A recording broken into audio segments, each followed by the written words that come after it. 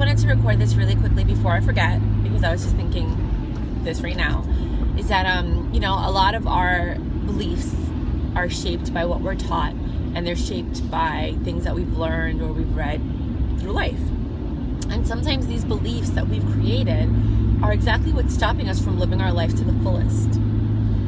So what are the things that you believe in? What are your core beliefs and your core truths? For example, cheating is wrong. I can't be with someone who's married. I shouldn't steal. I believe these things are true and good, But I'm just saying, just things that you believe, I don't know. I've been hearing this in songs lately, loyalty, definition of loyalty, because everybody's definition of loyalty is different. Bros before hoes. I don't know. I'm trying to think of stuff. But things that you believe that are true, that are so true that they stopped you from being with someone, or they stopped you from taking that job. I can't do that because, for some Jewish people, it might be I have to work on the Sabbath, and for some other people, it might be my mom always told me never to date a guy who doesn't hang out with me on the weekend. I don't know. Just whatever your truths are, right? Write down everything that are your core beliefs, everything that's a deal breaker in a relationship, everything that has hindered you from being with someone for whatever reason. This person has kids, I can't be with them. I'm not ready to be a mom, or this person wanted to have 7 kids and I only want to have 2, or whatever your deal breaker is, this person is, I don't know, whatever. So write all these things down, write your truths down, everything that you believe, your morals, your goals, your beliefs, structure, and system, right? Things that you hold true to, that you've had debates with people on. Maybe it's about God, what you believe God is, or religion or something like that. Whatever it is, just write it down, right? Make a whole list. I want you to write at least 20 to 30 things, because we all believe in at least 20 to 30 things, and it might be harder for some people. Me, I always think of things, so it's easy. And then when you're finished with the list, only when you're finished with the list, I want you to stop, look at it, and ask yourself why. Why do you believe in that? Look at your list and ask yourself, why do I believe in this? Try to find the root of the source. Was it taught to me? Was it from Catholic school? Was it my mom? Was it because, my stepfather cheated on my mom? Was it because, I saw what happened to my aunt? Was it because the neighbor down the block, had this happen to them, and then that became a truth to me? Was it because I saw it in a movie and it was so profound and it really impacted me, and I just decided that's what I want to believe going forward? Try to figure out where that truth originated from. Where did it come from? How did it evolve and develop and become a truth? Because what we don't realize is the stuff that we think about and the truths that we have, they didn't come with us when we were born. The ones that came with us when we were born, most of them are gone, because they've been traded or changed by the society that we live in, the people that we were raised by, and the media. So I want you guys to sit down and write down all the truths that you believe in, and figure out if they're truths that you believe in wholeheartedly, that they came from your soul, or if it's something that was taught to you. And then I want you to sit there and write down what you think your truths are, your personal truths are, what you thought was true before you were taught this. For example, I'm going to give you an example. I used to have a bunch of friends. I never saw them as anything but people. I loved them. They were my really good friends. But I remember one day my cousins were like, oh my gosh, she's so ugly. And I thought to myself, when I thought somebody was ugly, it was that their soul was ugly, that the things that they did were ugly. Not that the person and their features could be ugly. And I'm like, why would you say that? I was like, she's such a good friend. She's so nice. And they're like, oh my God, she doesn't wear deodorant. She smells, look at her face. She did, she has a big nose and this and that. And that I remember with all my heart, looking at my cousin and thinking to myself, is that what ugly is?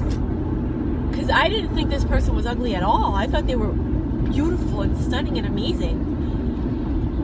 And that's when I first learned that physical features are perceived as ugly by human beings. And I didn't agree with it, but I learned what was acceptable and what wasn't acceptable in the world that we live in now. And how that word had power and strength in this world. Meanwhile, I never looked at any human being as ugly. You know, like when somebody explained ugly to me, it was just something like unattractive or you know, and to me that was like your soul and your actions and like how you treated people. It wasn't the way that you look. Like that never even crossed my mind. So to me, I knew that was my personal truth. And since I was a kid, I've always been able to look at people's souls. Like I could look at you from across the room, never have spoken to you, and know if you're a decent guy or not. Sometimes I'm wrong, I'm not 100%, you know? But for the most part, I could look at somebody and see if they're going to succeed, if they're not going to succeed, if they're going to do well, what they need as nourishment and encouragement to get back on that path. I can't explain it, you know, like it's hereditary, it's something that like you have a conversation with your family when you're going older and you're like, you see that? That's this. And then you're like, oh, okay. You know, and like, do you see that? That's that, you know, and your family teaches you and you learn it by watching movies and listening to other people's conversations and you know what I mean? And just, you know, and also as a child, you can see souls and you can see light and you can see energy and you know that's why some children are really comfortable when they first see somebody never met them before and they're like, hey, and the kid's like, hey, and then sometimes the kid just looks at someone like questionable, you know. So these are things that I want you guys to think about, is what are your truths and why are they your truths, and are they your truths or are they truths that were instilled in you because the person that taught them to you, that's what they knew, you know, but your truth is completely different. You know, there's a reason that I think a lot of, I don't agree with it, my truth. There's a lot of polyamory. I can get it though. There's certain things that I don't believe in for me, but I get it for other people, if that makes any sense. What's true for me might not be true for someone else, okay? This polyamory society, you know, and like, you know, I go to where the love is. Like, I can get that. I can get how somebody can be like, I'm not gay, I'm not straight, I just go where the love is. I totally get that. Because that's what that person is looking for, is love. You know, some people are like, oh, I only want to be with a man. And some people are like, I only want to be with a woman. And maybe, just maybe, the reason that you only want to be with that person is because in your truth, you know that your other half is a certain sexuality or a type or something like that. That's the only thing that I could think of, in all honesty. You know, or maybe it's just something that you were taught, you know, because the truth is, like, why are you not going to where the love is? Is it because it's something that you're taught? Like, there's so many people out there that are willing to love us and we don't let them because we don't like the way they look or the way they smell. I mean, don't get me wrong, smell is like a big deal, you know, but because it's gonna affect your whole being, you know. But if you have a conversation and you're like, wow, I really, really care for you and I really, really like you, but we got to work on this, you know, then maybe that love that was there, that was being sent to you, you can then accept and appreciate and then move forward from there. But we don't even have that conversation. Or maybe somebody's overweight and you don't like that. You can say, look, I really like you, but I'm really not into people that are overweight. It might offend you, but at least I'm being honest. Let me help you lose weight if you want to. If that's what you want, because I can't imagine anybody in this world wanting to be overweight, except for those people that get paid like $1,000 or $2,000 a day to like get paid to like jiggle their tits and drink chocolate milk and all. You know, there's a whole world of these people, these very, very like 800 pound, 600 pound people that people pay them to do things like drink a jug of chocolate milk, and they'll pay them like $300, and people get off on it. And like these people make thousands and thousands of dollars every single day doing these crazy things, putting on lingerie because they're 400, 500 pounds. I'm telling you, it's like a whole nother world, but that's just like a whole other story. I mean, I know about everything. I love to research, learn, and whatever, but that's different. But I'm saying, like, I can't imagine, and I think people get comfortable with being overweight, and they're like, then they find their confidence in that moment, and they're like, no, I'm overweight, I'm going to be proud of it, and blah, blah, blah. Because they have to cope with it, and they have to be like, you know, either I'm going to be overweight and ashamed, or I'm going to be overweight and proud, and I choose to be overweight and proud. But I can't imagine anybody doesn't want to run, skip, jump, have more energy, have amazing sex, get flipped over upside down, put up against the wall, thrown around. Like, so many wonderful things can happen from being thinner. It could happen when you're overweight too, but I'm just saying. So saying to that person, like, hey, let me help you. If that's what you want. If you want to lose weight, let me help you. Let me prepare some meals for you. Let me come in the morning and we go for a walk together. Or like every night after dinner, I'll come over and we'll go for a walk and we'll get to know each other more. And you're constantly doing little things with that person that get them moving around and doing things, and then you're doing it together. And you're helping each other. And then you're kind of like helping that person be the partner that you want. But again, then you go back to the subject of like, well, you're not supposed to change people. You're supposed to love them for who they are. Well, you do love them for who they are. But if you want to love somebody for a lifetime, believe it or not, they do need to be in shape. Because if you continue to be overweight, you're at high risk to like have a heart attack and high cholesterol and all these other things that can kill you, diabetes. And it's like you find someone that you want to spend the rest of your life with, and then they're gone because of the choices that they made, because they chose this lifestyle, if that makes any sense, So it's kind of like when you meet someone, you're like, no, I want to spend the rest of my life with you. Let's do this together so that we have more time together. Let's do this together so that when we have kids, you can run around with them and play soccer with them and bike with them and teach them all this stuff so that they have good habits too. Just saying. But now I'm jumping to another subject, because the whole point is your truth. And then why is your truth that it's acceptable to be overweight, or it's not acceptable to be overweight? There's a lot of people out there that won't date somebody because they're not what they want them to look like. Why is that your truth? Oh no, it's what I like. Okay, why? Go back to the source and try to figure out why you like that. Try to figure out why you believe that. Because I know for a fact from some of the guys that I've met, some of the girls that I've met, that they were like, wow, I really love this person, but I couldn't get over that. That was a deal breaker.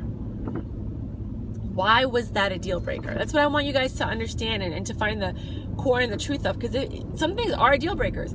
Obviously if a guy hits you, that's a deal breaker. Why? Because it's killing your soul. It's hurting you. For some people, it's not a deal breaker because they've been abused their whole lives. But for some people, it is a deal breaker where you're like, no, you can't harm me and hurt me. I'm full of love and light, and you're gonna harm that and hurt that? Like, you're out of your mind. Someone like me, I would fight back tooth and nail until one of us goes down. But that's just me. So like, why are these things your truth? Like I gave you an example of why it's my truth. Like, why would you want to harm me and hurt me when I'm so full of love and light, and all I want to do is love you and care for you? Like, why would you want to hurt me? Like, I wouldn't want to be with someone who deliberately is trying to hurt me. And I know that they're not trying to hurt me because they're a wicked, evil person. I believe that. I know some people are born that way, but I'm just saying, people will argue with me, but I believe that. But I think it's learned behavior, or they never learn how to express themselves verbally. So they find it through physical angst.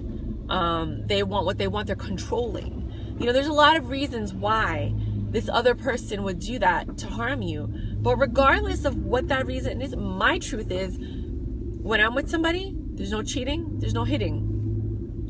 Really? Like, yeah, those are my rules. That's it. Don't cheat on me, don't hit me. And we're good. I can put up with just about anything. I can deal with most addictions and whatever. I don't want to be with anybody with an addiction, and I will walk away at a certain point. I'm gonna let you know that, but like, I can put up with a lot, and at this point in my life, I'm not even willing to deal with addiction. So this is actually 3 things. I don't deal with somebody that has an addiction, that hits, or that cheats. Those are my things. I'm out. Peace out. Why? Because when I was a kid, I learned from volunteering at AIDS organizations. I had to, or else I couldn't graduate. And I volunteered for the Gay Men's Health Crisis and Lifebeat, the music industry fights AIDS. I get really emotional. And when I tell you, I met so many women and one man that contracted HIV from their spouse because their spouse cheated or couldn't help but cheat or whatever, and it broke my heart, because it's like, back then it was like the early 90s. It's not like now where we have all these medications that allow you to prolong living with HIV. Like, back then, HIV was still a death sentence. you know? And to sit there and know that you've been condemned to death because your husband or your wife could not help themselves from cheating, that now your children are going to have 2 parents that are going to pass away before their time because one of them couldn't keep their things in bed or in their pants or whatever you want to call it. That broke my heart. Now they have medication that prolongs it. But to me, that core belief, that was a belief that I learned, you know. And don't get me wrong, like, both my parents have been married 4 times. Or you know, married 3 times in 4 relationships, right? Probably 5 now with my dad. And cheating and divorce, it was like, whatever, you know, like, to me, it was like, well, you know, that's what happened to them. But I still believe that, you know, I went to Catholic school, that you're going to meet someone and you're going to get married and that's it. You're never going to cheat. Like, you just don't do that because you love them. But then when I was like 14, 15, I was exposed to this. I was like, oh my God, you know, and then my whole goal in life was to find somebody that wasn't going to cheat on me, you know. And then I worked at the airport at US Airways, and the manager that I was working with was sleeping with somebody else that was working at the airport, and they would come in and have these sessions in the office, and I didn't know because I was like a kid, but the other adults knew until they got fired. I'm like, why'd they get fired? They're like, oh, well, they were sleeping together. And the other person that was in the other department actually had a person they were living with in another department in the airport. So it's like my manager, who was married, was sleeping with somebody in another department who had another partner in another department. So 3 people at the airport. Right? So these 2 people that were cheating with each other ended up moving out, living together, and then getting married. My manager got a divorce, and then this guy obviously broke up with the girl upstairs. But I was like, in my life, I was like, I can't believe it, because it was like a scandal. Because when I was growing up, it was very rare that people got divorced. You know, that's when it started, where it was like, okay, you know, like it was still taboo to get a divorce. It's like, oh my God, your parents are getting divorced. Oh no. You know, like, we grew up in a very different time than the world that we live in now. Like, you know, so it's like, that's why my beliefs are the way that they are. And I'm sharing that with you to give you guys an example, you know. So like, I'm saying that because I knew that those were the moments that created those core beliefs. Now, nowadays, it's like you see people and they're in a relationship and then they cheat and they find out that the second person they're with is the one they want to be with. But then I question, okay, so now you go with the second person, right? Now you're going to meet someone else and you're going to be like, oh, I want to be with that person. What's going to stop you? What happened to the first person? What happened to the second person? Now I'm thinking more that in different situations, there are different situations, don't get me wrong, that this habitual cheater person that like leaves one person to go to the next has a problem, and that they need to figure out why they don't appreciate the person that they're with. You know, then there's some people that cheat because they really are in a crappy relationship. Their partner is a piece of blank. You know what I mean? And they really don't deserve to be with them. And they're just like, I'm done. I'm out of here. I'm getting out of this relationship. And they leave. And trust me, it's probably the best thing they ever did, because that person was a bum. You know what I mean? And there was no helping them because they didn't see anything wrong with their actions and they didn't want help. You know, there's a difference. And then there's the other situation where you communicate with your spouse and you say, in order for us to move together, we need to talk about these things and we need to discuss what we like and what we don't like about each other, you know. And then there's a lot of other people that are like, you don't say anything, you just stay quiet, you know what I mean? Because when you talk about it and whatever, it just causes more problems. So I'm just gonna hide it under the rug, and then I'm gonna get like cancer and all these other things, you know, and be stressed out and overweight because I can't talk about what I want to with my spouse because I don't want them to leave. Because I know that if you talk about these things, they're gonna leave. That's another truth that people do. They're like, no, I don't want to rock the boat, I'm happy. They create this false happiness in their mind, and maybe it is real, you know. Meanwhile, they know their partner's doing stuff they're not supposed to be doing. They know their partner's semi-abusive or whatever, and they're just like, no, I don't want to rock the boat. We're in love, we're happy, this is just how relationships are, this is just the way it is, you know, like, don't even worry about it, like, I'm good, it's okay, you know, it's just Jimmy kind of thing, you know. I'm just talking to talk. I don't know a guy named Jimmy or anything. And you're just like, what? You know, so you as the outside person are looking at this person in a very abusive relationship, and they're justifying their relationship based on their truths. So this is kind of like why I want you to do this exercise is, what are your truths? in relationships, because of the intimacy school that I'm starting, I want you guys to look at it in terms of relationships. But you can then take that and put that in terms of career. You can then take that and put that in terms of friendship. You can then take that and put that in terms of family relationships, and figure out why you're bickering or arguing with someone in your family and problem or friends or work. And chances are it's because your core truths are contradicting each other. And you guys need to communicate about that if you want to fix the relationship. Or you could ignore it and be professional, act like nothing's going on, and just keep it to yourself, because your core truths are yours, and it shouldn't be involved in business because of ethics and blah blah blah, you know. But usually the reason that there is an argument is because your belief and their belief don't match, and they're contradicting each other, or they're like fighting with each other. And it's not you guys that are fighting, because there's love there, you guys love each other, but your beliefs are fighting with each other, if that makes any sense. Why can't you sit there and compromise and say, okay, this is what I believe because this is the way that I was raised, this is what you believe because this is the way that you were raised. Now let's compromise and come to like a happy medium, or at least respect the fact that this is what we believe, and you be a little bit more sensitive to my belief in this relationship, and I be a little bit more sensitive to your belief in this relationship, so that we can move forward. Because I've chosen, of all the people I could be with, I've chosen to be with you, and I choose to make it work with you, and you're the one I want to be with. So let's make this work. And if you're looking at all the stuff in the back of my car, because I know so many people are, I'm donating a bunch of stuff. So these are all donations that I gotta drop off. And I also give clothes to the homeless. So some of this stuff in the back is like a bag of clothes. So whenever I see a homeless person that asks me for money, I don't give them money. I give them clothes, I give them belts, shoes, you know, toiletries, whatever I can get, but I don't give them money. I don't know what they're gonna do with that money. So I always have like stuff like that. But just so you guys know, because I know some people are like, what is all that stuff? Because there's people like that like were not paying attention to what I was saying because you're trying to figure out what's in the background. Peace out. Have a good day. And I hope this made sense to some people.